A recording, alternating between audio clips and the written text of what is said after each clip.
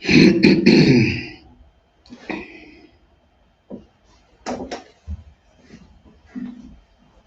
là mong sang là bạn ngọc không?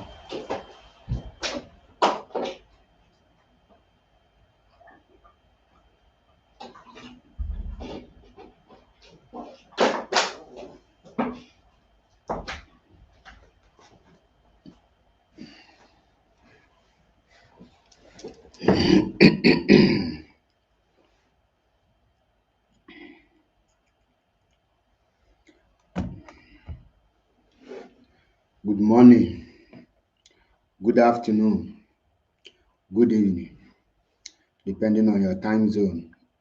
Ebe ọbụla ị nọ wee na-awọchị na mgbede a, biko kesa ife onyonyo a ma mekwa ndị ọzọ invite. Ekene m nwoke kene nwaanyị wee sị ndụ mmiri ndụ azụ. Asị m mmiri ata na m azụ anwụ na nke ya echiri onye azụ elu. Onye nna n'onye n'ụbọchị nke taata bụ Maazị Achebe Paul, MAP, eziokwu bụ ndụ 1 in Biafra land. Abịago m ka m gbasa ozi ọma Chineke, ozi ọma nnwere onwe, ozi ọma restoration of Biafra. Ihe m bịa ka m gbasa n'ụbọchị nke taata. Nwee sị gị ka ị na-abata, biko mee ka ndị ọzọ bata, maka na okwu mkpu n'ọnụ na mgbede a okwu kara aka, mana m ga-ekwu ya ono kwesịrị ka ọ wee dị. Mma meelu ya bụ okwu ebele, adị mma ekwu ya. Ọ bụrụ na ị laikịrọ ka m si wee na-ekwu ya, biko ijee na akara ife onyonyo nke gị na peji nke gị, ime ikwuo ya ka ọ dị gị ka ị ga-eji wee kwu ya. Ịbịa na-abịa gwa m na m ekwuterie nọ na ka ị ga-esi wee kwu ya, anọ na nke m wee gwa m ọna ahụ. Jee na nke gị wee nọrọ ebe ahụ wee gwa onwe gị ọna ahụ.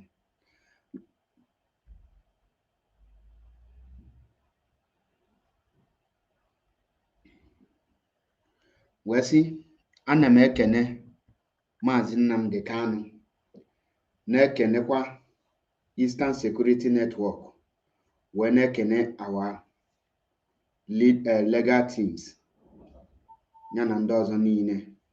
Ekene m onye ukwu kene onye nta, wee sị ọ ga-adịrị anyị na mma.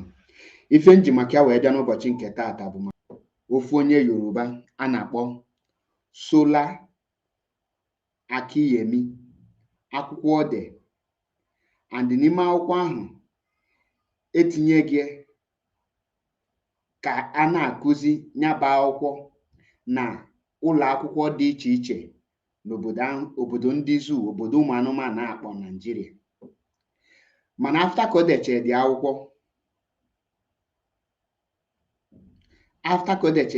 the Minister of Education mere approve after ka ha gacha through it, chekichie ya fụ na dịsa akwụkwọ ode bụ akwụkwọ iji wee megide ndị Igbo.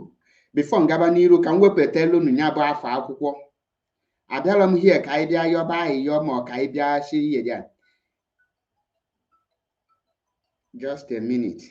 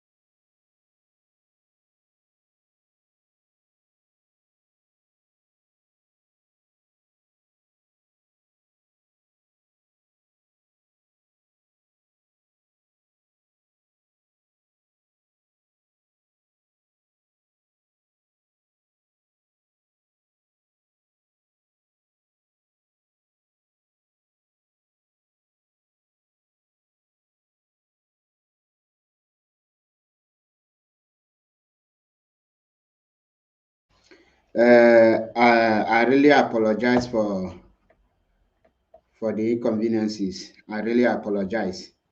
I really apologize. So very important call, and I cannot afford to miss such a very important call, because if I miss it, it will cost me a lot. So I sincerely apologize for that. And without Igbo ọtụtụ oge, those of you who don't understand the Igbo, please pardon me today, because I am going to use my dialect, my language, to make most of my broadcasts today. So if you don't understand Igbo, please pardon me, because this message is directed to only Igbo tribe, because not everybody. So ndị be anyị, m ga-try as much as possible iji wee calm down, wee kwuo ihe niile m na-ekwu here. Ọ bụrụ mgbe ya ebe mpụta ngwere guys na-ekwu ya m ga-calm down, maka na achọrọ m ka ndị m na-agwa okwu ka ha ghọta ebe m na-aga. Unu n'anya, onye dịsa akwụkwọ anụ a bụ ihe edere bụ Fundamentals of Civic Education for Basic JSS2. For basic JSS2, that is Junior Secondary School, Class 2, ka edelu dịsa akwụkwọ. And dịsa akwụkwọ unu na-afụ here now, ndị mere approve bụ Minister of Education. Akụziwe gị na the whole school niile nọ na Nigeria. And dịsa akwụkwọ na-akọ maka history. Eji indirect wee sị gị no courageous people, mana ihe dịsa akwụkwọ na-akọwa bụ history. Now, enwe history onye anụnwa dee na dịsa akwụkwọ, and achọrọ m ka anyị pick that place o dee that history, ka anyị gụpụta ya. Anyị gụpụtachazi ya before m wee gaba n'ihe nji maka ya wee bịa, maka na amalọzi m the condition of ndị Igbo at this point of time. Amalọzi m ebe ndị Igbo kụzi.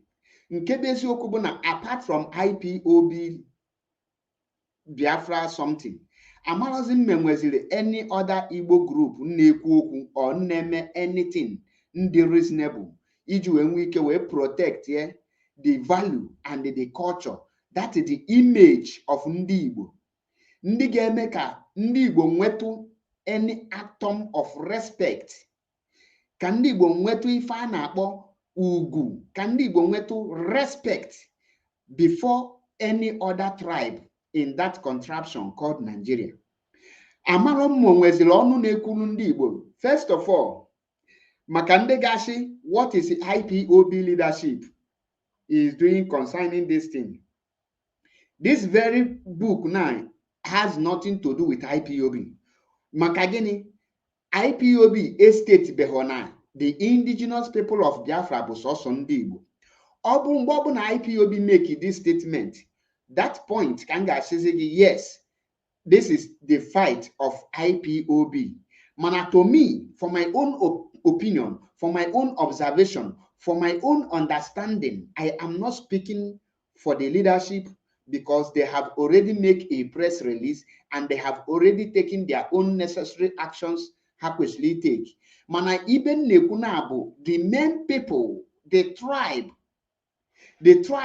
in use were made such annoying and the hate speech against. Kedu the people ne represent her, and the Achomka people, our people, draw the attention of Natu. Now this very broadcast, his attention is needed because Obu ezigbote nwa afọ Igbo na-ekwu okwu ka okwu si wee dị. Obu ezigbote nwa afọ Igbo na-protect ife ndị Igbo. Achọm maka na o nwere ike ọ bụrụ that na ọ dịbeghị aware of this akwụkwọ. Achọm ka Nnatu TV ka ọ bata here. Achọm ka Igbo Gist broadcast ka ha bata here. Biko tag ya ha. Achọkwa m ka nwanne anyị nwoke Onowu Igbo ka ha ọ bata here ka ọ fụ or at least ka ha nụtụ the information of ihe na-eme, ife ejizi ndị Igbo wee na-eme. Achọrọ m ka ndị ọzọ si na ha bụ ndị na-ekwulu ndị Igbo, ndị ọzọ niile mbụ ndị ahụ si na ha fụrụ Igbo n'anya, ndị na-ebe ekwu okwu Igbo, ha mapụtasị yes, na ha bụ ndị fụrụ Igbo n'anya. Achọrọ m ka unu mee ha ncha niile invite ka ha bata here, maka na this okwu anụnwa abụlọ ọgụ a ga-anọ for IPOB, ihe abụlọ ọgụ Biafra. Now, achọrọ m ka iwelu this afọ anụnwa ifo here, Fundamentals of Civic Education for Basic B JSS2, ka iwegalia the people a kịta mkpọgasịrị afa, ndị niile ahụ na-ekwu maka ndị Igbo, ndị ahụ sị gị that they love Igbos, the leaders of ndị Igbo. Then ka iwelu this akwụkwọ ka i draw the attention of the ọhaneze ndị Igbo, mmadụ dịka Ikechu isi guzoro, somebody I think Ikechukwu isi guzoro, mmadụ dịka Iwu Anyanwụ, and the other Igbo leaders, Professor Charles Chukwuma Soludo, who is also claiming to be a professor. Achọrọ m ka ndị ọnụ ha na-eru n'okwu welukwa dịsa akwụkwọ wegalụ people like Okonjo Iweala, Chimamanda Adichie, and the other Igbo writers, ka ha nwee ike wee neba dịsa okwu anya. Because ife nji ekwu ihe anụwa na bụ na ndị Igbo oge elugo mgbe anyị ga-eji wee draw the red line, oge elugo mgbe anyị ga-eji si enough is enough. Na if you go the destiny na ka anyị gụzie ihe ha dị na this place. Achọrọ m ọ bụ na iji dị akwụkwọ. The author of this book is Sola Akiyemi. Is a Yoruba person. Onye Yoruba. Onye Yoruba de this akwụkwọ. And n'ime this akwụkwọ n'ufu here na nwere ihe ka anyị gụpụta ya. Na paragraph 38. Gaa jee na page 38, I mean to say. Gaa na page 38. Oshigi ka ife ihe there. Examples of courageous people in the society history. Examples of courageous people in the society history. Underline that word in our fear there. Examples of courageous people in the society. Oshigi Moremi of Ife, Madam Eforeye Tinubu, Bayajide, Amina of Zaria, Jaja of Opobo. That is Igelonte Afando Popota there. Now, all the logi courageous people. Iya chomki whatever naga. Courageous people against who? Courageous people against which people? Against Indone. Can these people they courageous too? Can repeat ihengul again. Correct examples of courageous people in the society history. Osigi number 1. Moremi of Ife. Number 2, Madam Efuronye Tinubu. Number 3, Bayajida. Number 4, Amina of Zaria. Number 5, if I'm not mistaken, Jaja of Opobo. Now, Onyezegi Okowalogi Maka Moremi of Ife. Kedifo ko maka Moremi of Ife ka ego potani oshigi. Moremi Ajesoro, as popularly called, hail from Offa. She lived in the 12th century. She was married to King Oramiya of Ife, later Oyo. In her days, there was a serious problem in her community. The problem was the invasion by the Igbos. Underline that word. The problem was the invasion of the Igbos. Underline. If we are name you underline there, I cycled it I outlined it. I just chip it so that Kego put of man, who always came to capture her people as a slave. Here our first history. Here our first history. Now, ni this akwụkwọ na oshigi na there is a problem na ndị Igbo. That is, check the courageous people agụpụta there. Nwere ofe onye Igbo nọ na there. Now, the people na cause problem, these people rise against bụ ndị Igbo. Ka ngulu olu gị n'isi. She later consigned and decided to solve this problem at all cost. She allowed herself to be taken captive by the enemies, the enemy.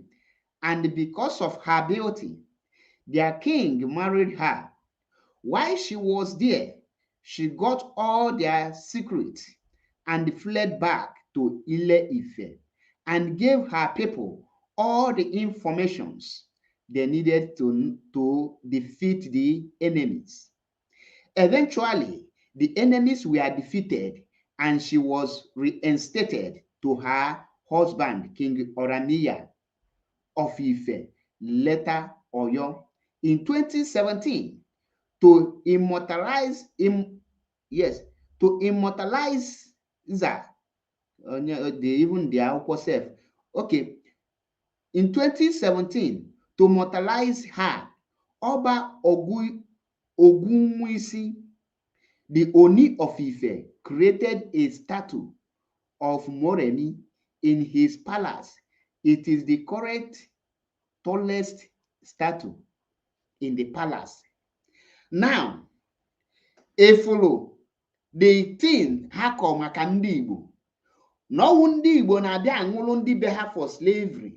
And these people akpọrọ afa na bụ ndị asị gị na ha courageous to defeat ndị Igbo. Now, the history onye a na-akụzilu ode this place bụ na the history na bụ na ndị Igbo nọ into slavery. And there is a time the Yoruba people Mbia conquer Igbo. Now, kedu message on a pass elogi? On a pass elogi message that this is an indirect message telling you that Ndi Igbo have been captured and defeated.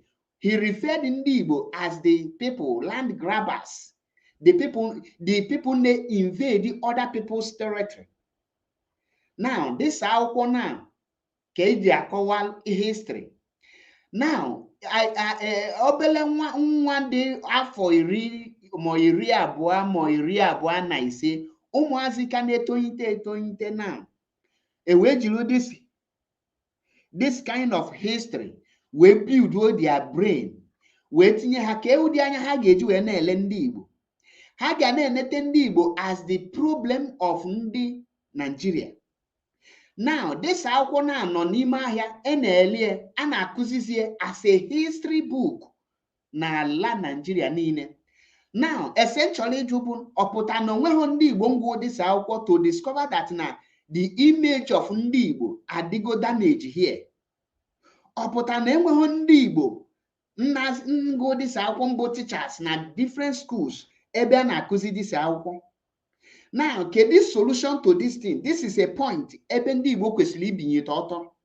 Ndị ahụ kpọrọ onwe ha the Igbo leaders. Ndị ahụ si na ọnụ ha na-elu n'okwu. Anyị needili ịyọ these people ahịyọ. This is not something you need to beg. Ihe a bụ something you will give ultimatum for this book not to be published anywhere in Nigeria and anywhere around the world. Not to talk of being used in the school. Ebe anụ a ka ndị Igbo kwesịrị ibinye ọtọ wee nụọ ọgụ nyezie ọtụmatụ. Ihe nna gị unu bụ na ọ bụrụ na ndị Igbo kwe ka dịsa akwụkwọ excel ọgwụ aka nnụ arọ ndị Igbo ga-ata afụfụ ya maka na anyị ga-eji false history wee mebichie afa ndị Igbo. This time around, kedu ihe ndị Igbo kwesịrị ime? Ọ bụrụ na ndị Igbo nwere Igbo leaders na-enwe Igbo ọhaneze ndị Igbo na-enwere ihe abụrụ fight of IPOB. Anaghị m eme IPOB expect ka ha bịa na this kind of issue. To be honest with you, ebe a ka ndị ahụ kpọrọ onwe ha Igbo leaders kwesịrị ịbata. Ihe kwesịrị ime bụ total shutdown of this book, total imechi this akwụkwọ. Ndị Igbo kwesịrị inye ultimatum, ikwesịrị inye order, gwa ha that na this akwụkwọ ọ bụ na elelie ihe a ga-abụ abụrụ sọsọ the author. Achọrọ m ịgwa unu mgbe nwa Davido, the boy Davido sign na record label ya, mgbe o release egwu, the egwu enweghị any concern with Muslim people. Mana that egwu actually shoot the video. It shoot the video in the front of mosque, which means Hayulu hijab, the Muslim attires, where dress ka ndị na-ama isi naanị, wee mee the video of that egwu, Unafu ka ndị Muslim ji wee kwuo okwu maka the egwu. Ndị Muslim abịaghị yọwa Davido biko put this your music down. Ndị Muslim abịaghị yọba asịa na enya because ya nne anya nọ na-esite their mosque. No. Ha gwara ya hoha na gị pull this video nye date oge ebe ọ gafee mmịa na ezinụlọ ya agbabazie surugede. Ihe ọbụla ha fụ ha ewere ya. That is why ihe a ka ndị Igbo kwesịrị ịnọ ya. Na the position ndị Igbo kwesịrị ịnọ na bụ ọha na eze ndị Igbo kwesịrị issue ihe a na-akpọ ultimatum to make sure that na this book must be not be na any place may this book approve, not just in Igbo land, for the whole world. Now you abandon this book. Obulu na abandon here, then there will be a serious consequences for the author and for the Nigeria, because he applaud the battle now, because Minister of Education nnenete maka every textbook niile nọ na Nigeria medicine akwụkwọ approve, which means the Minister of Education, they are aware of this book. Obulozi ihe ga-asị that no ihe gbastalụ between the solar Akiemi. Ihe bụ ihe gbastalụ ndị Igbo na the federal government. Then ebe a ka ndị Igbo ga-eji wee draw their own red line. Ọ bụrụ na ha ewepụrụ this thing, all the whole school niile nọ n'ala Igbo, or all the school niile owned by the Igbos ga-akwụsị ipe anything attention, ga-boycott anything that has to do with Nigeria. That is, I am out that we are on our own. And every school and all under Igbo custody. Obu na no ge lead to ndị Igbo nwere onwe ha. Nya lead ya. Mana ndị ahụ ọnụ ha na-elu n'okwu. Ndị ahụ ọnụ ha na-elu n'okwu. This is the time unu ga-eji wee set a pace for ndị Igbo. Kedu stand anyị kwesịrị ịnọ? Stand anyị kwesịrị ịnọ bụ na ma onye dee dis akwụkwọ, ma the Minister of the Education mere approve. This akwụkwọ kwesịrị ịnọ na any market, any shop, any library, any place, even in the home of any person. Onye ọbụla enweta dis akwụkwọ n'aka will be dealt with mercilessly. On that note, I na-ekwu that na ọ bụ na the federal government continue to approve this book, all the schools owned by ndị Igbo will boycott the Nigerian education. That will not affect our education. We will now declare our own school system out of Nigeria. Ndị Igbo nu ga-emenwe. Ọ mgbe ihe siri ike ka eji eme impossibility become possible. Ọ bụ na anyị pullo the weight, ọ bụ na anyị gosilo the power of the Igbo, the capacity of ndị Igbo. Ndị Igbo anagụkwa n'iyi. Ndị Igbo, ihe a bụ ule ka na-ete anyị. Ihe abụghị ịbịa debunk, or this has nothing to debunk. Enwere anything anyị ga-debunk here. Maka ị ga-asị gị, I want to debunk the history or the misinterpretation. No, you have nothing to debunk. He need here, the only thing that needed here is the right actions. The actions ọhaneze ndị Igbo ga-eteki, the actions the traditional rulers ga-eteki. Ihe a bụ ihe anyị need at this junction. Ihe a bụ ihe anyị need at this particular point of time. Ihe a bụ ihe anyị need ka ga-eji wee describe all the entire Igbo race as the invaders. In a textbook, our children, ụmụ ndị Igbo ga-eso na-agụ. Ima the kind trauma this book ga cause to our children. Ima the kind of mental problem this book get. Ke the kind mentality unu choka ụmụ anyị na-eto with this kind of book. Ọ bụrụ na ndị Igbo bịa yọba eyo for this thing, I will be forced to denounce ndị Igbo as an identity, because amalom mgbe ihe ga-emelu anyị ka anyị bido malụta na Igbo bụ Igbo, na anyị kwesịrị ịkwụ n'ụkwụ anyị. No, na ka anyị kwesịrị ịdị. Amaghị mgbe ihe ga-emelu anyị ka anyị bụrụ Igbo bụ Igbo. Ọ bụ ife niile ka anyị ga na-aya ayịyọ. Ọ bụ ife niile ka anyị ga na-asị biko, anyị ga-ayọ mbala, anyị ga-ayọ awọ, anyị ga-ayọ udene, anyị ga na-ayọ onye ọbụla. Ihe anụ a bụ just a pure hate speech. And ihe ifu here no bụ anya ndị eji enete ndị Igbo na that Nigeria. Enwere any tribe nchọ ndị Igbo na that very Nigeria. The only tribe mfụlụ onwe ha n'anya bụ sọsị Igbo bi ndị Igbo bụ ihe na-apanye ndị Igbo. Enweghị any other tribe nchọ ndị Igbo. Ndị Igbo just na-ebi ndụ bakwumi na that contraption. Ndụ ndị Igbo na-ebi today na that Nigeria enwere future. There is no future in them. Now, akwụkwọ anọ ifo here na condemn the integrity, the image, ọ na-postrate the bad image to ndị Igbo at large. Onweghị onye wepụ. Enwere onye wepụ na distance. Enwere onye a na-asị gị na osolo. Ihe ọ sị gị bụ Igbos. O tinyekwara S in plural. Imagine no onye Igbo de this akwụkwọ deche wee sị gị the courageous people enwe na the society ọ delu gị Ikemba Nnewi Odimegwu Ojukwu, delu gị Choba Ọkadigbo, wee delu gị Maazị Nnamdi Kanu, wee bịa dezielu gị ka ema afọ onye ọzọ ihe dị a Father Tans, all those things, wee dezielu gị sị gị na the Yorubas and the Fulanis are the invaders and the Igbo conquered them. Imana this akwụkwọ that very day published, that day ka ga me banned, and the author will be arrested and questioned. If care is not taken, the author ga-anọ n'ime nga. The writer of the book ga-anọ n'ime nga. Mana gị na-egodo ife a Yoruba person there. That is why you and I queer to ndị Igbo, ọhaneze ndị Igbo. This issue abụlọ issue of ihe anyị yọ. Ọbụlọ issue anyị ga-abịa yọba biko.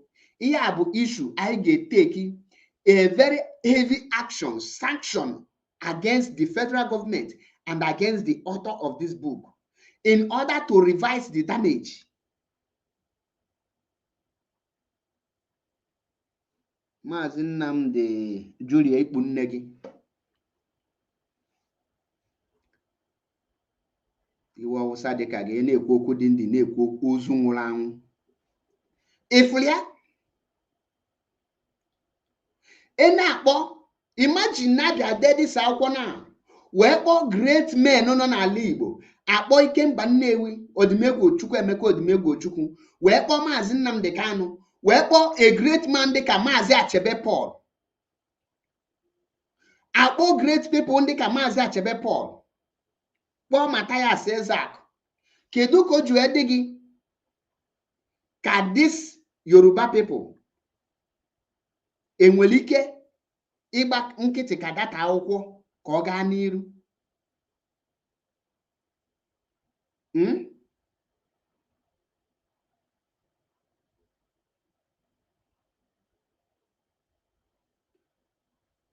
Then ọ bụrụzie dịka na onye Igbo bịazi na wee dee akwụkwọ wee na-akọlụ gị ndị na-ana iyi, wee na-akpa afa ndị na-ana iyi, wee na-akpọrọ gị afa ndị na-ana iyi na that very society, wee kpaa afa niile ndị na-ana iyi, kpọọ ndị dịka Azikiwe ha, kpọọ ndị dịka Simon Ekpefa, kpọọ ndị dịka ihe na-akpọ ndị ka ndị na-ana iyi, kpọọ dị ihe dịka Awolowo dem, Babangida dem. Ọ dị gị ka dị akwụkwọ ga-ele? A na-akpọ ndị na-ana iyi, that is ịgụwa ndị na-ana iyi na-agụpụta, because onye ewu na ọkụkọ mana Nnamdi Azikiwe na-ana iyi, ewu na ọkụkọ mana Simon Ekpa na-ana iyi, ewu na ọkụkọ mana all this Fulani Caliphate na-ana iyi. Ọ klaasị ebe ndị nke ahụ nọ.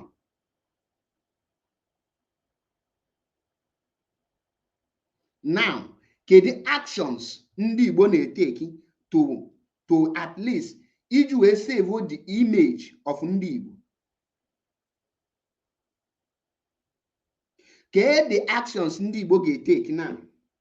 If for the reason anyị ji wee chọọ inwere onwe anyị, if for the reason ndị ekwu that na solution to iji wee mee ihe niile a bụ iji wee na ọ bụrụ na ndị Igbo gba nkịtị ka akwụkwọ alebe, ihe a bụ Igbo image ka atanishigo.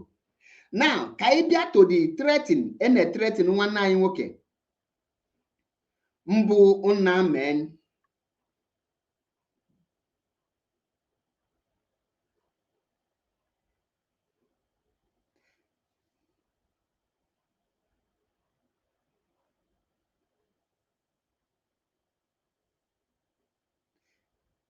Ka ị bịa na the threaten threaten nwanne anyị nwoke nna men TV. Nna men TV na-alụ ọlụ ọhaneze ndị Igbo kwesịrị ịlụ. Nna men TV na-alụ ọlụ Igbo traditional rulers kwesịrị ịlụ. Nna men TV na-alụ ọlụ Igbo leaders, whether political leaders or any leaders na-alụ. Now, Ijo youth or Ijo whatever concern, the letter degelu na men when na-echie warning nya step aside nya unites na ndị Igbo. Nya unites na ndị Igbo nye mezina ka onye anioma malụ na ọwụ onye Igbo. Nye mezina ka onye obi Igbo malụ na ọwụ onye Igbo. Nye mezina ka onye Ikwere malụ na ọwụ onye Ikwere. Anọlụ n'enu ụmụ nkapịa ụmụ nwamba nshi nne nwere ifefalu ndị Bini na-etretinukwa nna men sia o na ha ga-egbu ya. Na-egenụ ntị ndị Igbo.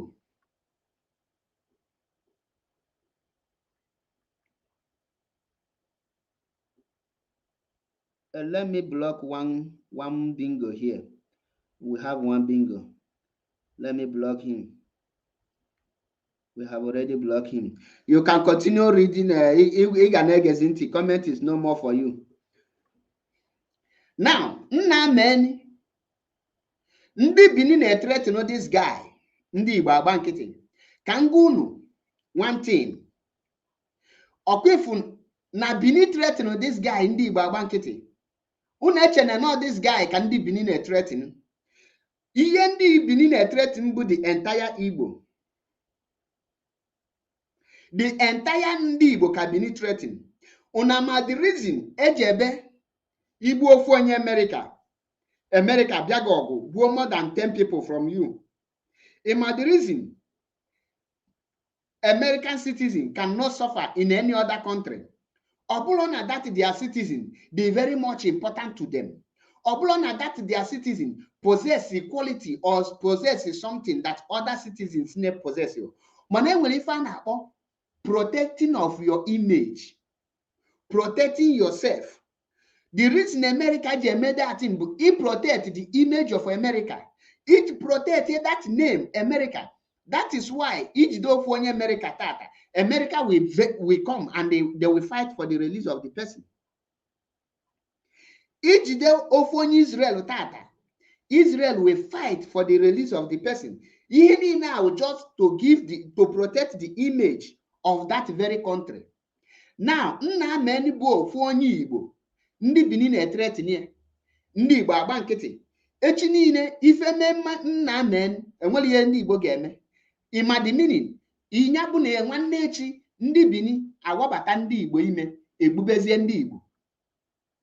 Mana ọ bụrụ na threaten nna men Igbo leaders arise up ndị a na-threaten afụ that na nna men were backup from his own people. Hama threaten anyhow. That is why you ekwu okwu na eyi ya wee sị that na ndị Igbo kwesịrị ibinye ọtọ.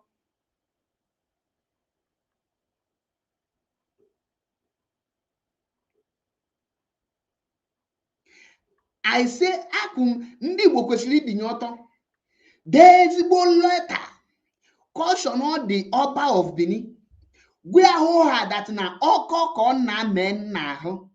That na Benin at large we have ndị Igbo to contend with. Kedu uneche na ada anozi ọgụ na this 21st century? Chelu uneche na ada anozi war. Uneche na everything abu peace. Kangunu gaa na Cuba a na-anụ war there. Gaa na Iran a na-anụ war there. Israel and Palestine na-anụ war there. Russia and the Ukraine na-anụ war there. Ihe niile abụ power tussle. Ghana, Niger Republic, and war there. Ndị Igbo, ọkụnụ fụrụ ọgụ, ọ bụrụkwara ma ya anụ ọgụ, anyị ga-anụlele ọgụ. ọ bụrụ na ndị Igbo ebilitere ọtọ wee nụ ọgụ, believe you me, ị ga-ekpochapụ ndị Igbo.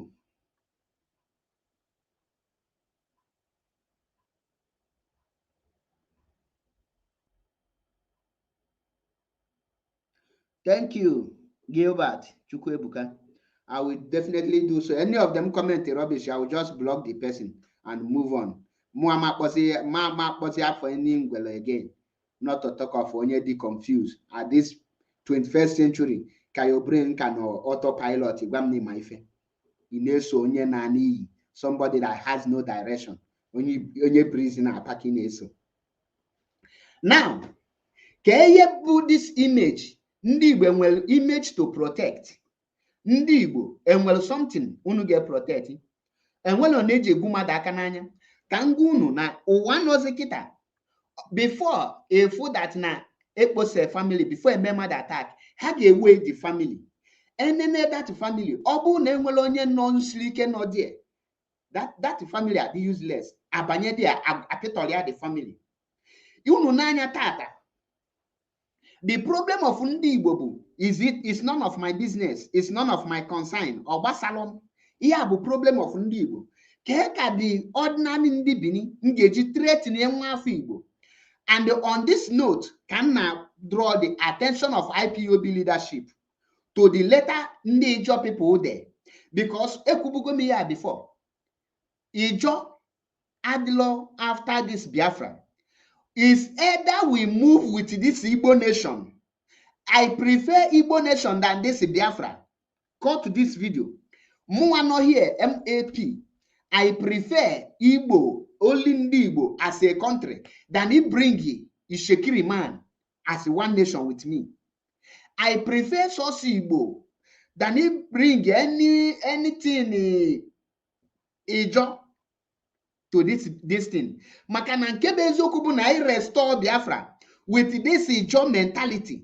Omalu 1 year after restoration, I na ndị aga war. I na ndị adịlọ compatible. I na ndị anọrọ n'ofu. Ndị a kwesịrị ịga ala onwe ha iche. Anyị kwesịrị ọ bụ this IPOB anyị na-eme ka anyị draw line malụ ndị anyị na ha nọ na this IPOB. Ekwugo m ya 1% cannot decide for 99%. The people she from this river line in Nabulondi Igbo nọ na this Biafra struggle elulo 1%. And that is the reason mgbe unachete mgbe Asari Tukubo nsi that na ya na-egbu ndị Igbo. I made video si ndị Igbo should go for Asari Tukubo ka anyị malụ ndị kwa Asari Tukubo na-arụ. Some of our brother and very strong. But I see that Asari is speaking alone. Asari is alone. That Kalabari is not with Asari. Ijaw people is not with Asari. Maybe you see that is a lie. That Ijaw people know with Asari. Kalabari know with Asari. The letter now, this Ijaw people there to Namen and the caution or web describe or IPOB as a proscribed group, a terrorist group.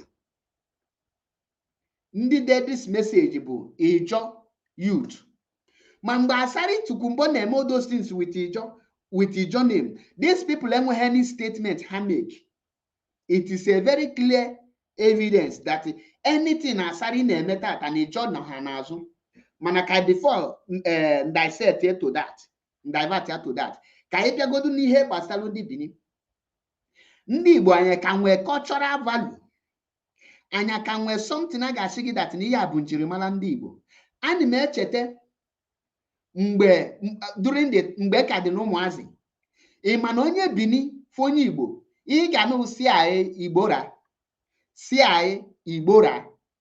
Ị ma dị mini nge hapịa na onye Igbo, ị ga-emenwe ife dị n'ime Igbo. Ha na-atụ ndị Igbo ụjọ. Mana this our generation now apịtọligo onwe ha. Ndị ụka apịligo anyị isi. Anya malozi nke bụ when to take action and when not to take action. Anya malozi na de etofe ọgụ etofe. Anya malozi na even in 25th century na aka na anụ ọgụ. Mkpata Ukraine and Russia ndị achọpịa wee luo tata. Mkpata Palestine and Israel ndị akwa mgbo wee luo tata. Mkpata North Korea ndị test dị amizu wee luo tata. Mkpata China ndị wee ka na-azụ police and army wee luo tata. Ọ bụrụ na ada anụ ọgụ enwelo country kwesịrị dị na-engage in producing more weapons all those weapon, all this bomb a na-produce, ọ dị gị ka anụ ka ị ga-eji wee gba ihe ahụ for mgbe kọntrị gị chọrọ another country okwu ka e welie nụọ ọgụ. A ga na-anụ ọgụ. Ị na-asị asị human being bi na this planet earth, a ga na-anụ ọgụ. Now ndị Bini a na-agụnye ndị Igbo aka n'anya, ndị Bini a na-asụkpọchi ndị Igbo anya, anyị na-eme let peace reign. Ejiro peace achọ these things. Na-egenụ ntị, a na-ebe anụcha ọgụ bifo achọwa peace. Ọ bụrụ na anụrụ ọgụ anaghị akpọ peace. Ndị Igbo bụ Igbo, na-egenụ ndị nke nna epiti sef bụ ndị a na-azọpụta ka ede wọk nna amen na-eme, maka na nna amen chọ ka ndị Igbo dị n'otu. Nna amen chọ ka Igbo na Igbo iri n'udo. Ndị Igbo ahụ ọ dị oke let me onwere ndị anị ọcha ndị yedi a ka emafa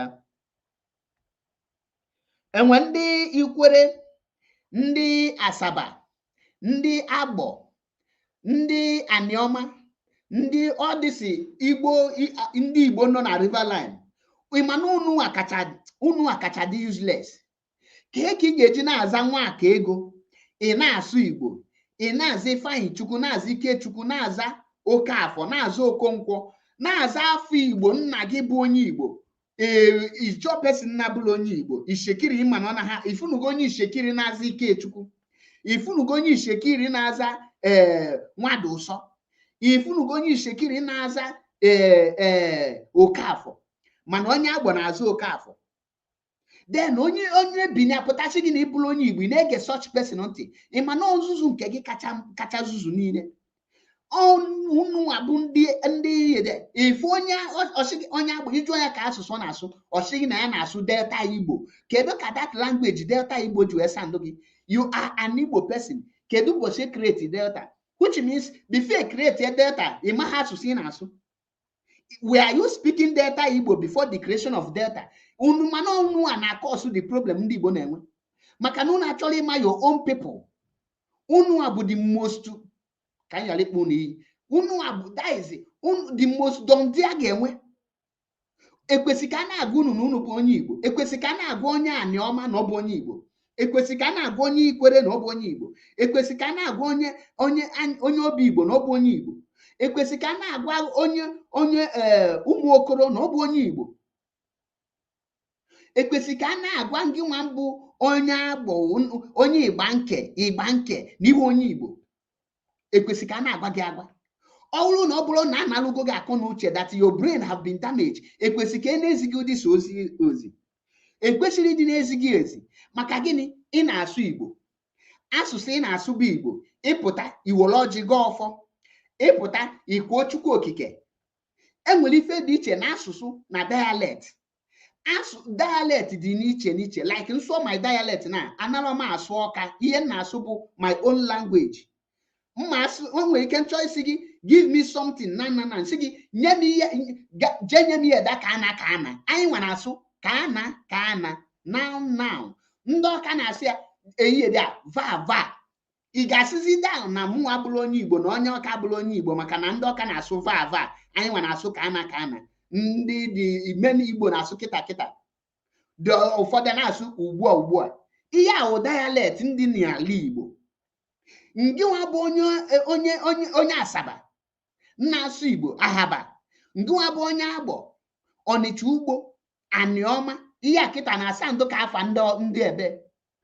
Ịpụgodo outside, ọ bụrụ na o nwere onye na-abụghị onye Igbo na-asụ Igbo, sigodo onye a n'isi from Aniọma jụọ ya ka tribe na-aza Aniọma, ha ga-agwa gị na onye Igbo. Ị na-eche ka ndị ilo bịa jikọọ isi gị na nwanne gị.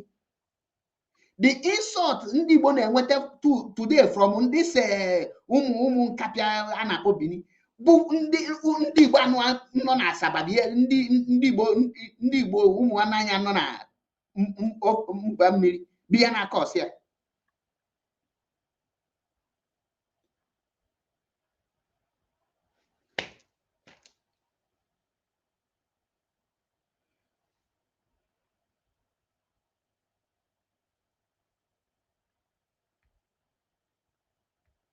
Ọkụwata ife onye Igbo ọ na-azụ Onyeka, Onyeka from Igbanke sị gị na ya bụ onye Bini. Onyeka Igbanke, ị na-aza Onyeka afa ndị ebe afa ndị Bini. Ifunugo onye Igbo na-aza Ọsarọ, ifunugo onye Igbo na-aza Ọsareti, ifunugo onye Igbo na-aza Ọsamudieme, ifunugo onye Igbo na-aza Idiemuda, ifunugo onye Igbo na-aza Balualu, all those their bingo names.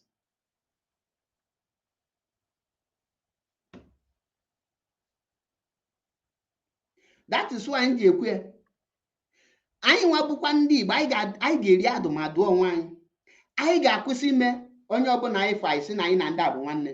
That is why anyị ji wee sị gị na mgbe Igbo obi Igbo mụnwa nọ here, onye Igbo ka m bụ, ekwugo m ya before. Abụrụ m onye Israel and amara m ya na-aza Jewish. Ndị Israel ejiri ọjị ekpe ekpere. Ndị Israel anala eli akpụ. Ndị Israel anala amarapa. Enwere ihe jikọta anyị na Israel. Na gị na n'ime circumcision after 7 days, there was not many people na-eme circumcision. Maka gịnị? Ọ mgbe aka ị ga-ebe ibu ugwu, ị ghara ịnụ the pain.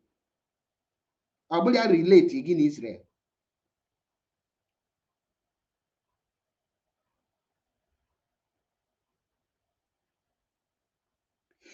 Ọ na-adị m mwute ka ndị Igbo, the Igbo leaders, ọhaneze ndị Igbo, m ga-eji nọlụ, ndị na-ezuro ihe ndị Igbo ndị na-ezuro ificha akpụkụ ndị Igbo na-etretụrụ ndị Igbo. Ịma ka ngwunu, ọ bụrụ na anyị gba nkịtị, ndị a wee intimidate nna men TV, echi niile intimidate onye ọzọ. Before you know it, ha gụnyegwu na aka n'anya. Before you know it, ndị Bini etretụrụ eze iwipe ndị Igbo. Before you know it, imagine Benin State anachizi ndị Igbo, jiri ndị Igbo gụba egwu. Maka gịnị? Everything anyị na-achọ udo. N'ụtụtụ na orie anyị na-achọ udo. Enwe mgbe eji anụ ọgụ. There is time for everything. Enwe mgbe ya ebe onye ahụ zuzu ezuzu, ịnụsọ onye ahụ ọgụ, o kwete na ịkarịrị ya, ịgbajigo dị ọkpụ, yes, ịpijie ya ọkpụ. Na-echeta mgbe nna nna anyị ha ịbịa na obodo anyị ihe dị a, obodo Isha, enwere ihe ha ga-achị gị, onye Igbo na-agafe ọha na onye Igbo mekọ ihe, ha chọọ ikwu okwu, ha chị gị Igbo kakagbe. Igbo kakagbe. Ịma the meaning of Igbo kakagbe? Igbo kakagbe mean that ndị Igbo dị very strong, ndị Igbo dị powerful. Igbo kakagbe. Ndị Bini ga-achị gị Igbo ra si aye. Igbo ra si aye. Tata the people na-atụbu ndị Igbo egwu na-ejizi Igbo eme caricature. Aka na-asịzi gị Igbo kakagbe na ihe a ga-asị gị onye Igbo na ọzụọ. That Igbo man is a goat. Is a stupid Igbo man. Ha sizi gị ihe a ga-asịzi na si aye ewe no. Si aye ọzụọ no. Wee zụọ. Ndị rapịa ka ozuzube. Maka gịnị? Anyị jizi udo, peace. Hey, achọrọkwa m ka mụ na ndị Bini dị na mma. Ị makwa na ndị Igbo nwere shop na Bini. Ndị Igbo nwere shop na Bini. Ibidokwa ya kịta ka ekwanụ ka Igbo shop nọ na Bini ga-eji mee. Eneneni gị, a na-amanya gị aka n'anya, a na-amanya gị aka n'anya. Enwere ife a na-akpọ protect your image, guide yourself. Ọ bụrụ na anyị emela ife Igbo ji wee bụrụ Igbo, enwere ego akwanyere anyị ugwu. Ọ bụrụ na anyị gba nkịtị, Okeke binye ọgụnye anyị aka n'anya, Okafọ binye ọgụnye anyị aka n'anya, Ngwuro binye ọgụnye anyị aka n'anya. Before you know it, Igbo abụrụ ụsụ. Dagodu na politics anyị na-agba tata.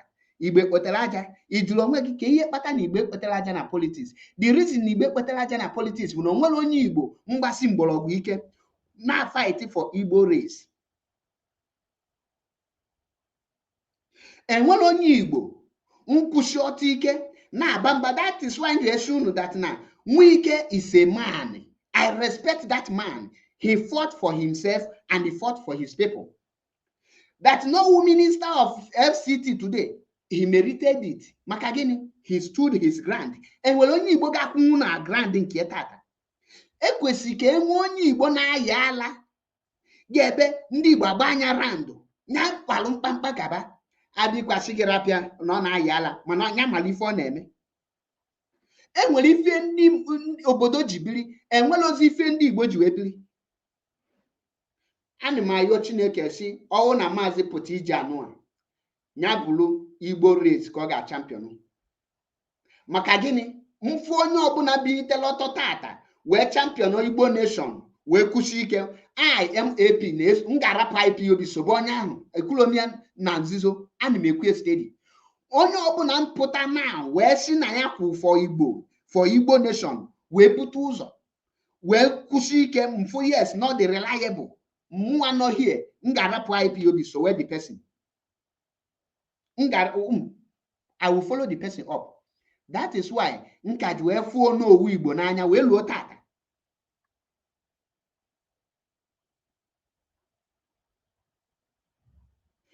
Na-ege ntị, nwere nchọrọ igwe unu. Anyị pụtara na-asị our culture is dying. Ife eji malụ ndị Igbo na-aṅụ. Kedu why na ife eji wee malụ ndị Igbo ama aṅụ?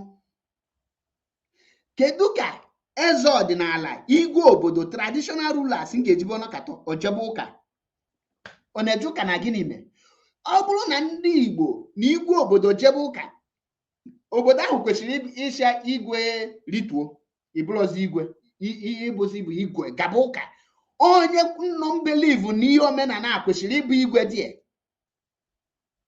ọwa onye nkwete na omenala. That is why na ọ bụrụ na isoro na ibelivu na ihe Katọlik na-eme, you can never be a priest, a pope.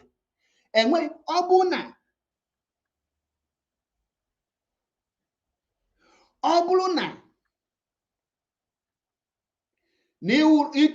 isoro na-eme obe ekene gị Maria na ikwenyela na ihe the doctrine of Catholic, you can never be a pope. Once you go against that doctrine, you can never be a pope. Ime abụ eze n'ala Igbo ma ọ bụrụ na ikwetela na tradition ndị Igbo, because onye akpọrọ ya bụ tradition omenala, ihe kpọrọ ya traditional ruler, ọ bụrụ Christian ruler. So he cannot become the head of a tradition, then he jewe another church. Ada eme ebe a ka mmebi ala Igbo bido. Ebe a ka nsogbu anyị nwee tata bido. Ọhaneze ndị Igbo, Igbo leaders and ndị Igbo nọ n'ofe mmiri, ndị Igbo nọ na Delta State, jụọ onwe gị ngị nwa nọ na Igbanke. Before the creation of Igbanke, kedu onye ebe ka iwu? I mean, before the creation of this Edo State, onye ebe ka iwu? Before the creation of Delta State, onye ebe ka iwu? Before the creation of Bende State, onye ebe ka iwu? Ka somebody ga-esi from somewhere pụtasị gị na ịbụlọzi onye Igbo mana ị na-asụ Igbo, ị na-azụ Ikechukwu, ị na-azụ Onyeka, ị na-azụ Ifeanyị, ị na-azụ Okafọ, ị na-azụ Okonkwo, ị na-aza Nweke. Mmadụ esi from Benin ọ da anụ asụsụ gị, ọ sị gị na gị nwa bụ Igbanke abụlọzi onye Igbo, then ị na-ege such thing ntị. Ị ghara ịgwa m na ngụ a bụ the folofolo mugu.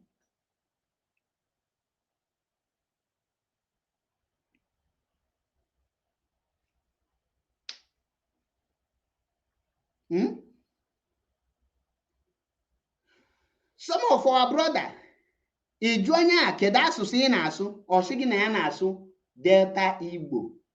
Ijikwa anya gị, gịnị wụ Delta Igbo? Enwe ihe na-aza Delta Igbo? Iju onye a Delta Igbo language ndị ebe. Delta was created not up to 30 years ago. So your father ndị 80 years, kedu asụsụ ọ na-asụ? Was your father speaking Delta Igbo before that creation of Delta? Ordinary common sense is not common. Then one binibingo apụtana asị gị you are not Igbo, ị na-ege such thing ntị. Nya ka ị bịa jiri maka gị n'ụwa ọgụ. Nnamen TV must be protected. And then mekwe na-ekwusi ike. Ọ bụrụ na ndị Igbo jide aka nụ ha ji, alụ ga-eme, ife ga-emebi narị anyị.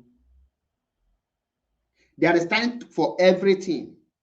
Now, the same Delta State isi na ha bụlọ ndị Igbo, enwere voice m ga-epule elu here. Ka m pule elu this voice. ịjụọ ha kedu the reason Fulani ji egbu ndị Igbo, ha ga-asị gị na an Igbo man killed is this Sultan of Sokoto? Okay, Igbo man. Tell can I play the voice of Mazi Nnamdi Kanu? I think you will have to come to this level for our people to understand some certain things. Can I play the voice of Mazi Nnamdi Kanu? Make the same mistake of saying what Britain had in store for us because you killed Sadwana of Sokoto. Okay. Said, that an Igbo man killed who killed Sadwana of Sokoto? Sadwana of Sokoto. An Igbo man, according to them, that Igbo man killed Sadwana, Satan of Sokoto. Or the problem of Ndi Igbo and the northern people today. Can you malu that Igbo man? Get nothing. That Igbo man that killed Sultan of Sokoto that time. Kaimalu get the state Ebosi. Let's listen. The person, that Igbo man, his name is Chukwuma Nzogu. Chukwuma Nzogu. Remember? Chukwuma Nzogu. Kaimalu onye boy called. In a place you call Delta State. In a place you say is not South, is not Igbo. They are Deltas. Now, you know that? Chukwuma Nzogu is from Okpanamu. And the same Okpanamu people na singing a Habulo Ndi Igbo. Mana northern people na egbu Ndi Igbo. Ichwa ha singing an Igbo man killed their person. Chukwuma Nzogu is from Okpanamu. Now, and the Okpanamu is in which state? Delta State. Now, Ngwashi from Okpanamu. Chukwuma or Afandebe. Now, Ngwashi from Abo. Delta State. Echinini agununa. Reason. Use your brain. Use your brain. Isimba. Now, you are Igbo Delta. You are not an Igbo man. Igbo Delta. You are Delta Igbo. Keko Sando Ginanti. Pay attention. Make the same mistake of saying what Britain had in store for us because you killed Sadwana of Sokoto. They said, who killed Sadwana of Sokoto? His name is Chukwuma Nzogu. And where is he from? Sonopanam. In a place you call Delta State. In a place you say is not South, is not Igbo. They are Deltas. Look at how they are playing. I told you they are playing ping pong with your brain. Somebody you claim is not Igbo killed Sadwana of Sokoto. You said Igbos killed him because of the rat. Let us kill Igbo people. When I go to Panama and I say, Panama people are my people, you say, no, they are not. They are Delta. Don't come here with a Niger Delta. But the person you claim is responsible for the punishment that you are now giving out to all Igbo people, all Biafran people, by extension. He's not an Igbo man, according to you. You said Nzogu is from Delta. He's a Niger Delta. Useless Wike is. And now you're killing Igbo people because of a Niger Delta person. Yet they're not supposed to be together. And we accept all the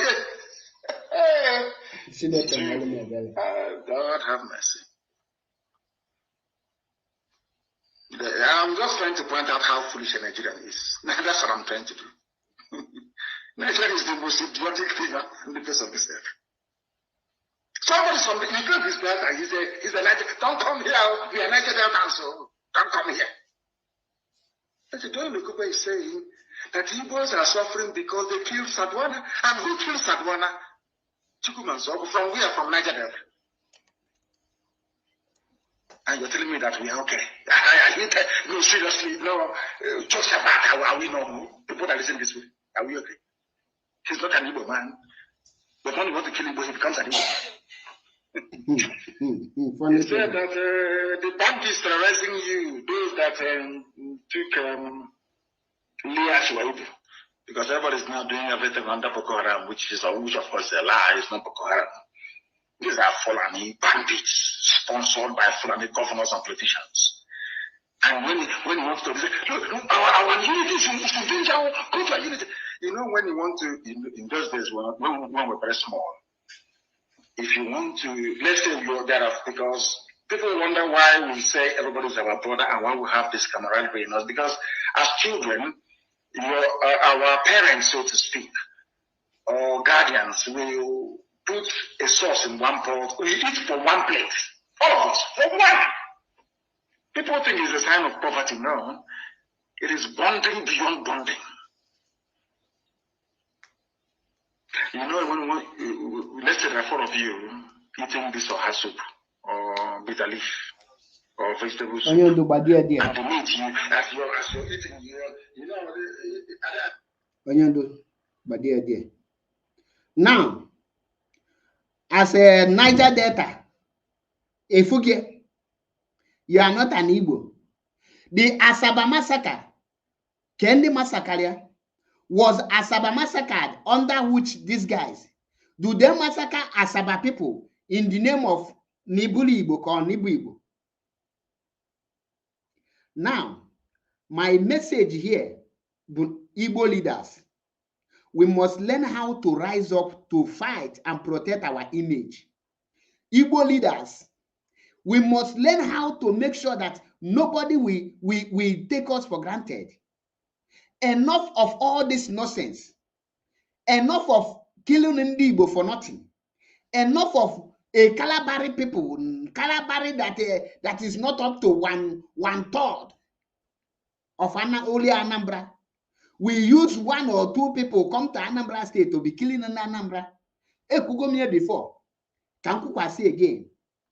If we are sorry to Kubo, come to any part of Igbo land to kill any person, we don't need to go for Asari to Kubo's head.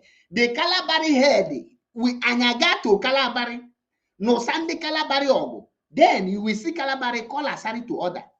If any Ijo person, Biana Libo Bomado, one and you don't really Ijo Obulia, ya because oh, they are our brothers. One na them is your brother. Ijo is not Igbo. Ndị bụ Igbo nọ na that Delta State, River State, the Ikwere Obi Igbo, Anioma, and the Igbo speaking part are the Igbo. Ishekiri is not Igbo. Urobo is not Igbo. Onwere ife ga-agwa m na Urobo bụ Igbo ka m kwete gị. Ishekiri is not Igbo. Akwa Ibom is not Igbo. Anyị ma ndị bụ Igbo. And these are the people Nnagunu Hama Gesani Wena. These are the people Nenetanya. And Obo Haju, you leave them Kahabru minority to the other people. Ebehan actually so they are main brothers. And nobody will stop Nanen TV from preaching the gospel truth by telling those our confused brothers. I will use the word confused. They are not useless, they are just confused, misguided brothers, like the Ikwere people, like Obi Igbo people, like Anioma people, which Agbo is inside, like Aniocha them, like Agbo Ibanke in Edo State. Then carve Ibanke to join Edo State. Does that mean that you are no longer Igbo? Somebody need brainwash, Igwan need educated. The kind of education he got, the kind of school he got. Ndị Igbo, the person na lụọ ọha na eze ndị Igbo. Unu chete mgbe nna men TV nga afụ ọmụ of Anioma, if I'm not mistaken, ọmụ of Anioma, yes. On a question that lady in June men, okuche that oku mee video, say that na men is doing the work of an elder. Now, the leaders of Ohaneze Ndị Igbo kwesịrị put a well-respected man to iga this ija to avoid insult.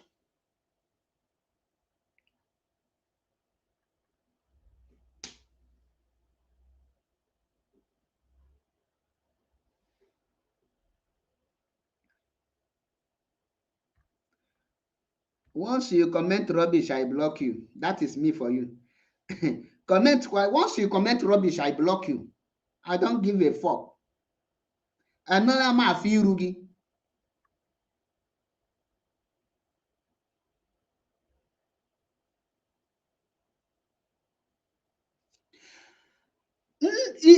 ọhaneze ndị Igbo kwesịrị gị ịga fụ dati ọmụ of Anioma, gafu the leaders of Ikwere, the leaders of Igbanke, gwa ha that these are your histories, kọwalụ ha enwe ya na-akpọ understanding or dị very matured, menya in a big way, kpọnata those our brothers. Onye nwa bụ ọrụ ọhaneze ndị Igbo, ha ya nọgodu n'Edo steeti, ha nwa amalụ ebe ha si, mana ọhaneze merie ha emehie. Ọhaneze amalụ mgbe kwesịrị ịnụ ọgụ. Ọhaneze nọ there. Kee the power, kee the use of ọhaneze, kee the function of ọhaneze. There are a lot of things anyị kwesịrị idozi aka. Ekwugo m ya before, for Biafra to be restored, anyị kwesịrị ịdị in charge of our land. N'efu na ndị ugwu tata Fulani na-ekwu okwu na-atụ ụjọ, ka ihe o ji adịghị ka na-atụ Fulani ụjọ, maka na ha na-ebe itreti n'ofu onye Fulani or igbu ofu, even igbu ofu efi, a Fulani cow, that village will pay dearly with it. The Fulani will go back and they prepare themselves, send their men, they will enter the village, slaughter you. That is how nchọka ndị Igbo na-eme. That is the only way egeji wee na-akwanyelu ndị Igbo ugwu. Ofu onye Bini nọkata ọ ndị Bini gbuo ofu onye Igbo, ndị Igbo akwado onwe ha, send their men na Bini, elodie asọ ndị Bini akwụ, ha kweta yes na helulu oge ịgbacha mgbu aka onye Igbo, ha tolubeghị iyi akpụkpọ ụkwụ ndị Igbo. Asari zuzuo nghọta na ọma agba egbe bịa n'ala Igbo gbaa egbe, ndị Igbo akwado ndị Igbo, men eziga boys ofu trakas eje na Kalabari asọ ndị Kalabari akwụ. Anya nọlụ na apịtọrị achịchị ekwu na Maazị be diplomatic. Maazị be very diplomatic is what landed us to this trouble. Being diplomatic is what bring us to this mess. Being diplomatic is what is the reason why Igbo man are being threatened all over the Nigeria. Being diplomatic is the reason why there is no any atom of respect towards ndị Igbo. Being diplomatic, I want to be civil. I want to speak polite. I want when I am speaking, people will be clapping for me. Oh, he is very romantic in speaking. He is being diplomatic. Instead of telling the truth, tell your people the truth.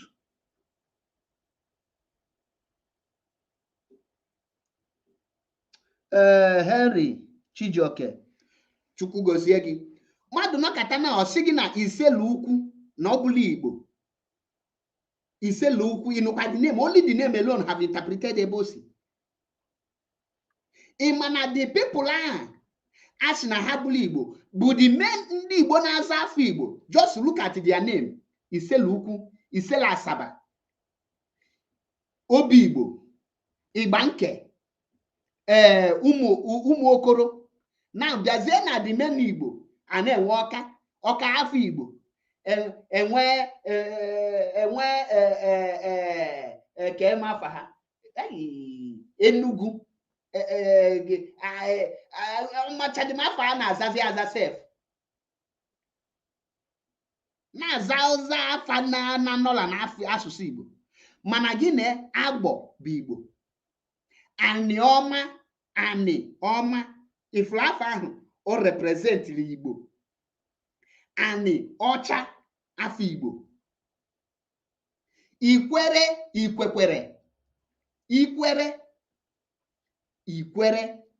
afọ Igbo. Mmadụ apụtasị gị na ịbụrụ onye Igbo.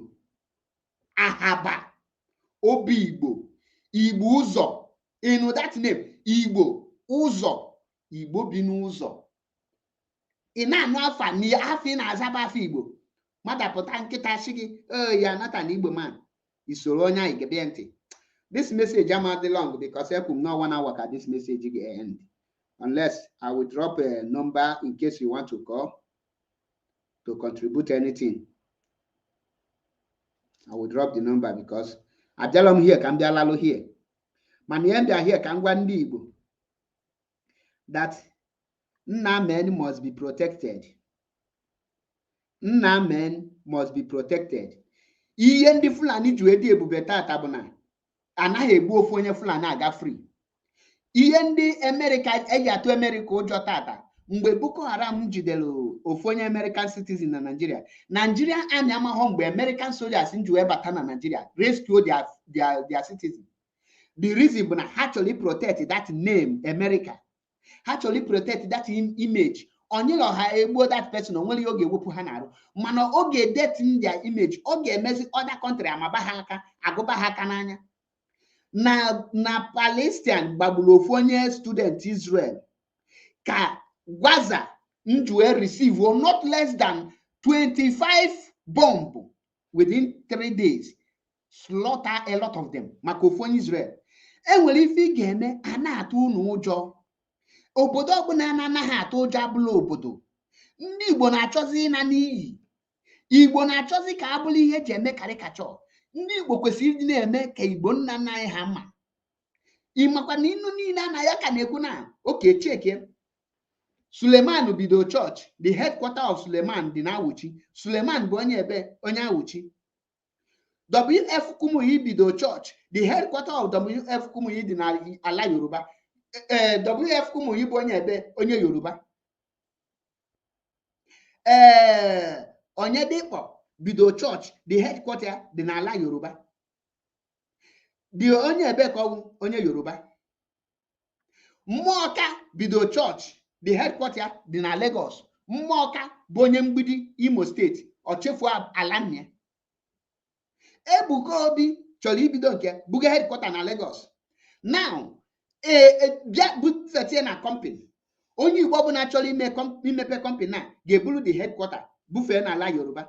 Onye Fulani mepe company, the headquarter adị na North.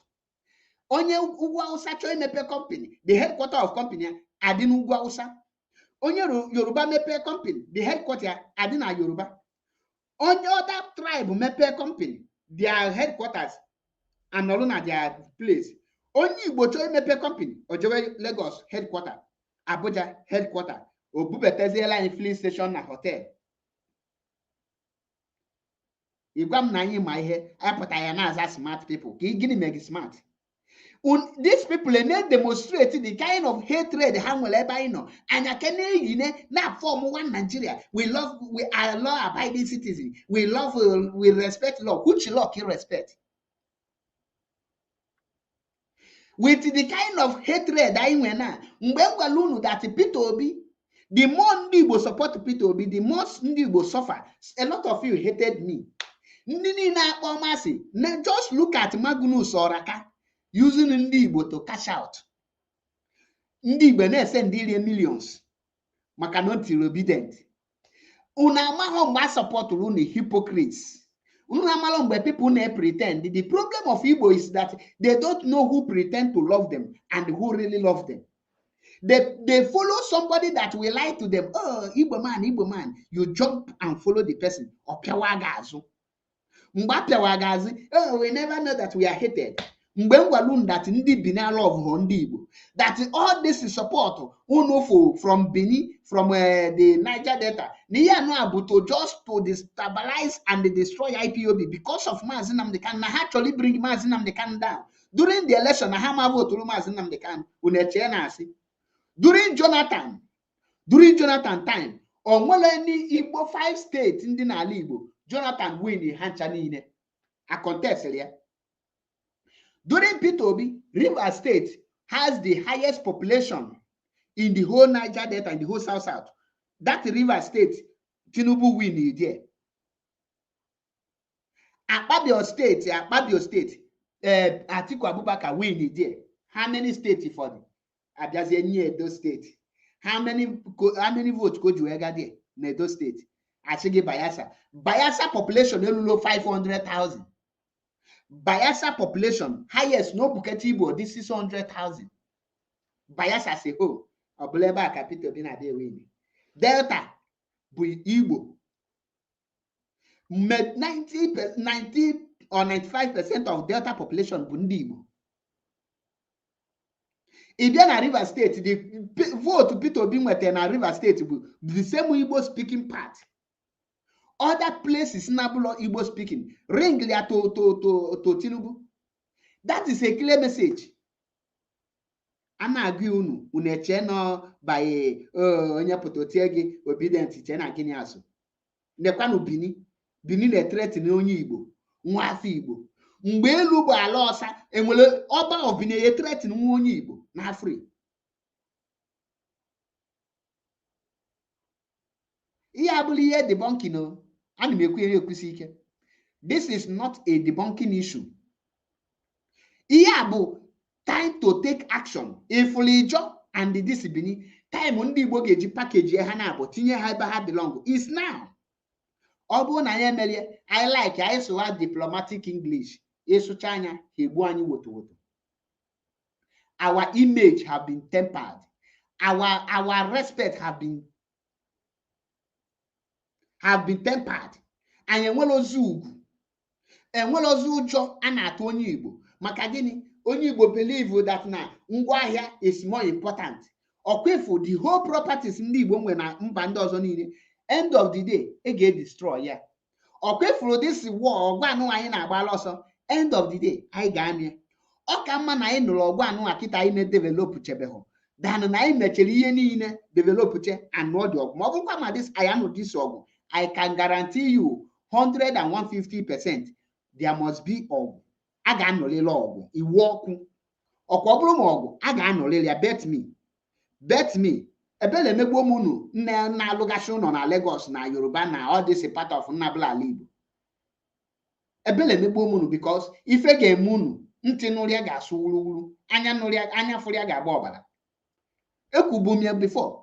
Ọkwụ na ofu akụnụba anụ ndị Igbo nwegasị na ala nabụla ala Igbo. Ihe a bụ ihe ndị Igbo ihe anyị ga-eji wee chụọ aja. The more you develop another state, the more you cannot stop this hatred. Anya maji maka gị wee wọrọzie ụsụ. Kedu mgbe ihe ga-emelu anyị? Ke ndị na-etretin beho ndị Igbo? Kedu ndị na-eyuzu beho ndị Igbo wee mee ihe mkpali ego? Ịbịa na politics ndị Igbo ekpetara aja.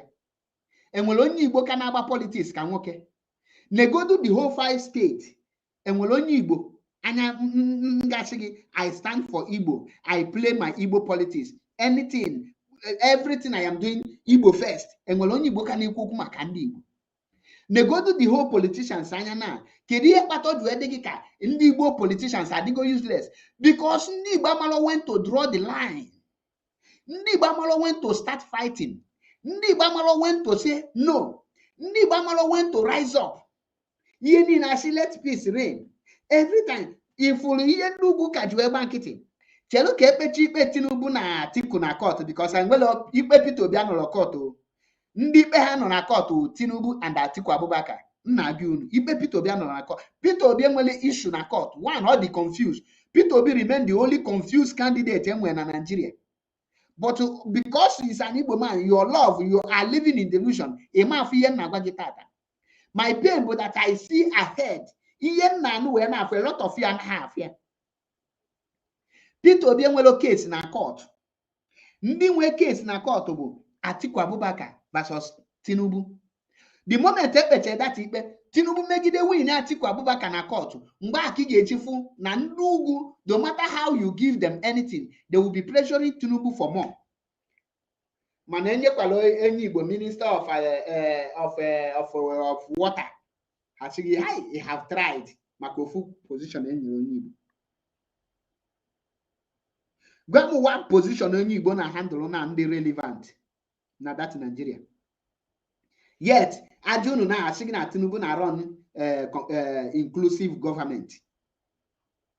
Iya o the problem anyị nwe.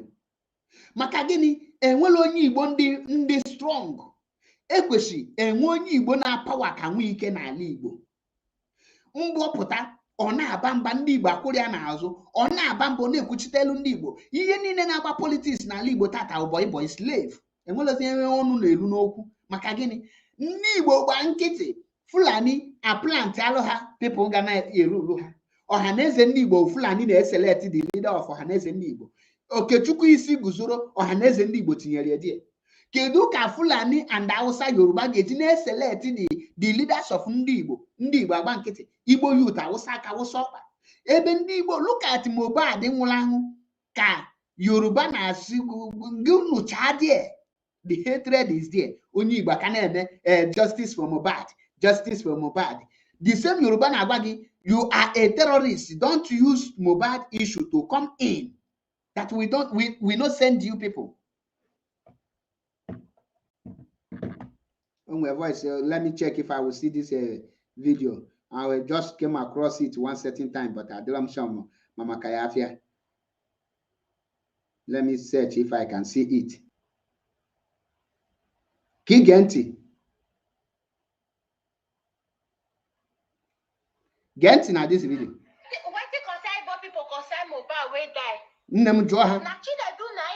Okay, ask them. Yesterday they command this boy for grade. They assume he got it. They said they won't go carry and go to Okosi. They don't go do the Okosi come outside before they start Okosi. They won't put his brain, make they see what really fire. Now he dey hospital now. Una call the protest. Candle night, now they talk. No be protest. I don't want no get road. Una go block everywhere. Una say na protest una they do. Who say una walk? Na Ikorodu be that. Na even for Lagos where he died, they no let me they do protest. Police pursue everybody, make they go red. Una no let see. From there now, as una start that protest now, they go give order. Me and me people go stop now. How many people go stop now from there by 1 or 2 shots? That's it, don't go down. Now what did they say una be that? What did concern una? People when not give you free and fair election. Now they won't give you peaceful protest. Now they won't give you peaceful protest. You will be saying only you, your mother, but when you follow them, go they do that protest. If they fire you, nobody go follow you, go grave. Maybe you see the way Mohbad father take burial. He love the pikin, but he not follow her go grave. His mother no follow her go grave. His pikin no follow her go grave. His wife no follow her go grave. His best friends no even follow her go grave. You understand? Abia State, una road no good. Una road, no good. Abia Poly lecturers, they reach 1 year, they not pay them. Una not get federal polytechnic. Things one are supposed to come out to protest for. Una not protest for the thing. Another thing entirely. When not even concern una neither they protest. Why are you protesting? But wait, the police say they no one get just. Wait, he get what this girl talk here. He say Abia State no get polytechnic. Abia they protest for Mohbad. Not true. Abia no get polytechnic. They even get Abia get university. Wait, and when this Abia here, Abia State get university. Abia they protest for Mohbad, justice for Mohbad. Abia have not protest justice for good road, justice for their own salary, justice for road. Justice for ordinary polytechnic, Abia State no get. Here when Abia State and when university, please, can somebody respond to me?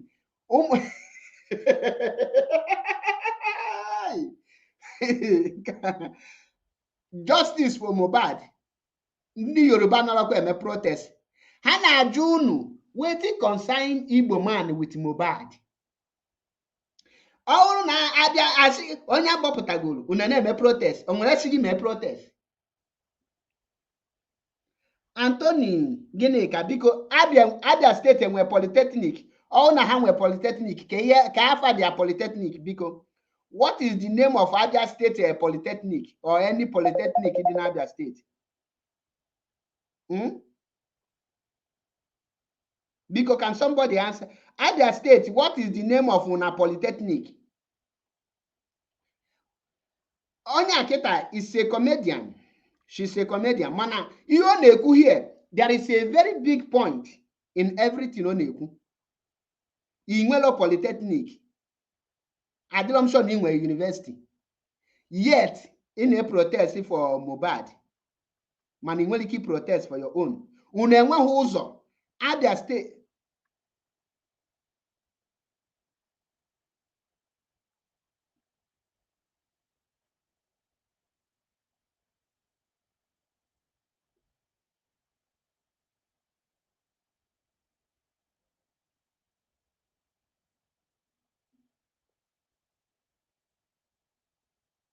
Some they say Abia get Abia Poly. In Arochukwu, I think. maybe let us assume, but Keka, a full state, okay, do have one polytechnic in there, a full state, one polytechnic, and the polytechnic itself, to be honest, even when they jump, from any polytechnic in Abia state where put out.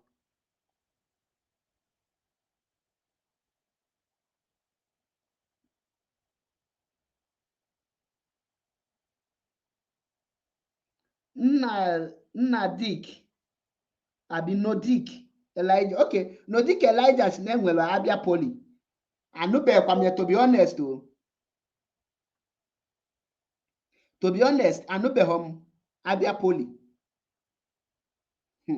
Yet unu eme protest for Mohbad. Ihere megbu unu. Ihere megbuo ndị Igbo. If the reason eji eji Igbo akparịa m, gịnị gbasara Mohbad na all these things? Now, enwelu any reasonable politician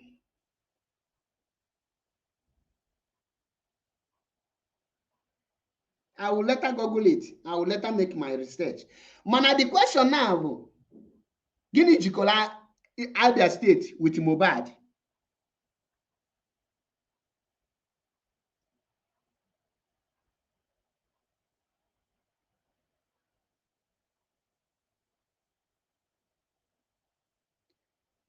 Eh? Hey! Justice for the boy. Shebi they don't report, give police justice for the boy. Police say no wahala. Country where you know say na one leg, now you take start. They don't want to hear anything about you. Now una go pack una say come outside say na protest una dey do. Police don't dey find wetin kill. I mean na the protest one they do now go come make Naira Marley and Sam Larry come outside. Now the protest one they do now they una for come find who kill her. More na enter road, more na dey block before you know now. Protest one na go where be say from there. The one they do for Lagos, girls follow boys go house. People go don't carry belle for that one now. The one that they do one that go take picture that phone. But then one person follow person go house. Now, forget say this girl they make they put her in a comedy way. The country where you use one leg stand, now you get mind to come protest for another person. Ọwụrụ na agba gị egbe na kedu ị ga-eji US na-eji maka wee gba gị egbe. Enwere ife nna agwa our people. Ana m ekwe na-ekwusi ike. There is time for everything. Ekwesị ka enwe enyi Igbo na-agbachi politics ike. Ọkwụrụ ọtọ. Ofesie these people. Mana enwelo, we don't have men in Igbo politics. The same way ka ekwesị every Igbo na kwesị ekwumie. Ana m ekwe na-ekwusi ike. Benin niile elulo 2 million population. Edo State as a whole elulo 5 million in population. Anambra is more than 6 million. It's more than 10 million if I'm not mistaken. And from the reason Benin ga-eji threaten nwa afọ Igbo anyị agba nkịtị. And from the reason Benin ga-eji threaten nna men anyị gba nkịtị. And from the reason Ijo concern youth Ngejine delete against Namen, now rise against Namen. I cannot see in a near Biafra within the job. The time to check IPOB leadership. Ngeji redraw this. We will need to reshuffle this Biafra of 18. Kaimalunda in a happen.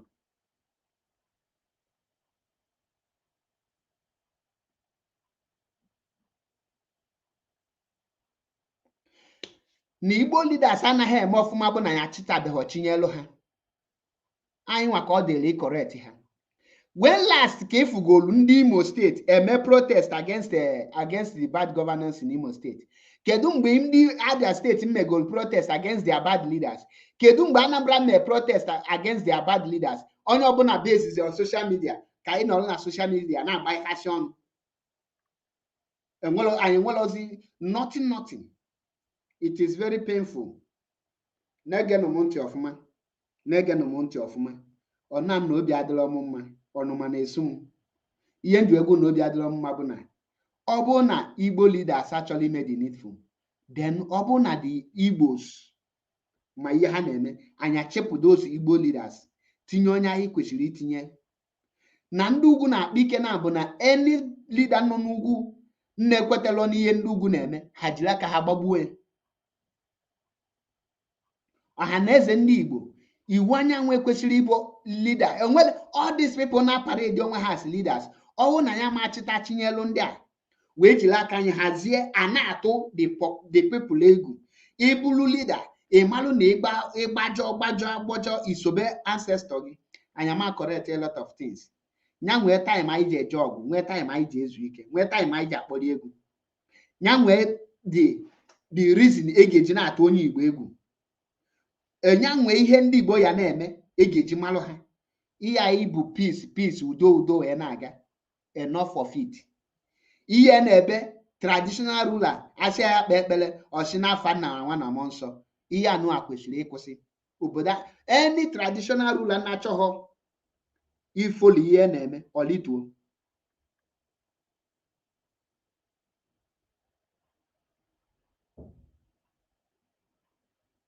Gịnị ka ego ya ga-akpọ nke a? Ndị be anyị ga-arapụ here. I will leave you people here unless me chọrọ ịkpọ na o nwere ịchọrọ contribute. If no big akpọ +39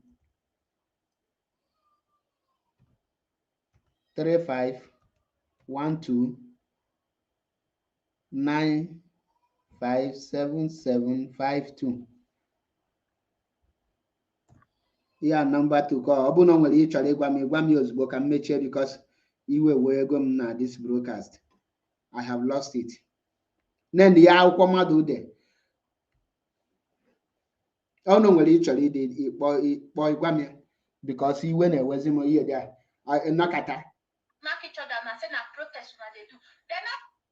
Anyị nọlụ na-eti sọsọ mkpu. O nwere ihe ndị Igbo pasta. Enwere ebe anyị kwụ akwụ. Enwere ya gasị gị n'ihe anụ aka n'ebe aka ndị Igbo kwu. Ndị Igbo amalụ mgbe eji adọrọ red line. Ndị Igbo amalụ mgbe eji asị enough is enough. Ndị Igbo amalụ mgbe eji eje ọgụ. Ihe ndị Igbo na-achịkọwa kịta na-ada ha etofeghị ịnụ ọgụ. Mba ndị ọzọ niile na-awakpo ndị Igbo. Na-eme anya ọnụ, na-afịrị anya ọnụ. I will leave you. I'm ga-arapụ unu here. Ndị be anyị ka emesịa nụ until I come your way again. I remain my humble self, MAP, eziokwu bụ ndụ 1.